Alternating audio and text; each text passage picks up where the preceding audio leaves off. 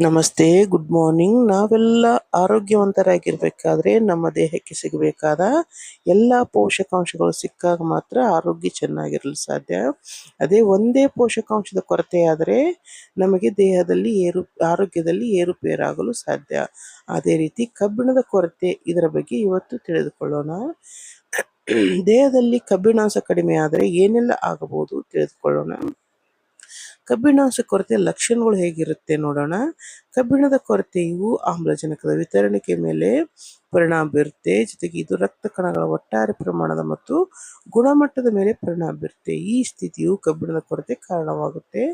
ಹಾಗೆ ಇನ್ನೂ ಲಕ್ಷಣಗಳನ್ನು ತಿಳಿದುಕೊಳ್ಳೋಣ. ಅನಿಯಮಿತ ಹೃದಯ ಬಡಿತ ಉಂಟಾಗುತ್ತೆ, ರಕ್ತಸ್ರಾವ, ಚರ್ಮದ ಮೇಲೆ ಪ್ರಭಾವ, ಕೂದಲುದುರುವಿಕೆ, ಬಾಯಿ ನೋವು ಅವೆಲ್ಲ ಶುರುವಾಗುತ್ತೆ. ಹಾಗೆ ಆಯಾಸ, ದಿನದಲ್ಲಿ ಆಯಾಸವಾಗುತ್ತಿರುತ್ತಲ್ಲ, ಅದಕ್ಕೆ ಕಾರಣ ಕಬ್ಬಿಣವು ನಮ್ಮ ರಕ್ತದಲ್ಲಿ ಆಮ್ಲಜನಕದ ವಾಹಕವಾಗಿದೆ ಮತ್ತು ಇದರ ಕೊರತೆಯು ಸ್ನಾಯುಗಳಿಗೆ ಆಮ್ಲಜನಕದ ಕೊರತೆ ಪೂರೈಕೆಯನ್ನು ಕಡಿಮೆ ಮಾಡಲು ಕಾರಣವಾಗಬಹುದು. ಇದು ಶಕ್ತಿಯ ಕುಂಠಿತಕ್ಕೆ ಕಾರಣವಾಗಿ ಆಯಾಸ ಉಂಟಾಗುತ್ತದೆ. ಉಸಿರಾಟದ ತೊಂದರೆ, ಕಬ್ಬಿಣದ ಕೊರತೆಯಿಂದಾಗಿ ರಕ್ತದಲ್ಲಿ ಆಮ್ಲಜನಕ ಸಾಗಾಣಿಕೆ ತೊಂದರೆ ಆಗುತ್ತದೆ. ಪರಿಣಾಮವಾಗಿ ಉಸಿರಾಟದ ತೊಂದರೆಗೆ ಕಾರಣವಾಗಬಹುದು. ಇದು ದೈನಂದಿನ ಚಟುವಟಿಕೆಗಳ ಮೇಲೆ ಪರಿಣಾಮ ಬೀರುತ್ತದೆ. ಅನಿಯಮಿತ ಹೃದಯ ಬಡಿತ, ಕಡಿಮೆ ಮಟ್ಟದ ಹಿಮೋಗ್ಲೋಬಿನ್ ಕಡಿಮೆ ಆಮ್ಲಜನಕ ಪೂರೈಕೆ ಕಾರಣವಾಗಿ ರಕ್ತವನ್ನು ಪಂಪ್ ಮಾಡಲು ಹೃದಯವು ಹೆಚ್ಚು ಕೆಲಸ ಮಾಡಬೇಕಾಗುತ್ತದೆ. ಇದು ಹೃದಯದ ಬಡಿತದ ಮೇಲೂ ಕೂಡ ಪರಿಣಾಮ ಬೀರುತ್ತದೆ. ಹಾಗೆ ರಕ್ತಸ್ರಾವ, ಕಬ್ಬಿಣ ತೊಂದರೆಯು ಮುಟ್ಟು ಜಠರಗಳಲ್ಲಿರುವ ರಕ್ತಸ್ರಾವ ಮತ್ತು ಇತರ ರಕ್ತದ ನಷ್ಟಗಳು ಕಬ್ಬಿಣದ ಸಂಗ್ರಹವನ್ನು ಕಡಿಮೆ ಮಾಡಬಹುದು. ಹಾಗೆ ಚರ್ಮದ ಮೇಲೆ ಪ್ರಭಾವ, ಕಬ್ಬಿಣದ ಕೊರತೆಯು ಕಡಿಮೆ ಆರ್ಬಿಸಿಗೆ ಸಂಬಂಧಿಸಿದೆ. ಇದರಿಂದ ರಕ್ತದ ಪೂರೈಕೆ ಕೊರತೆಯಾಗಿ ತೆಳು ಚರ್ಮಕ್ಕೆ ಕಾರಣವಾಗಬಹುದು.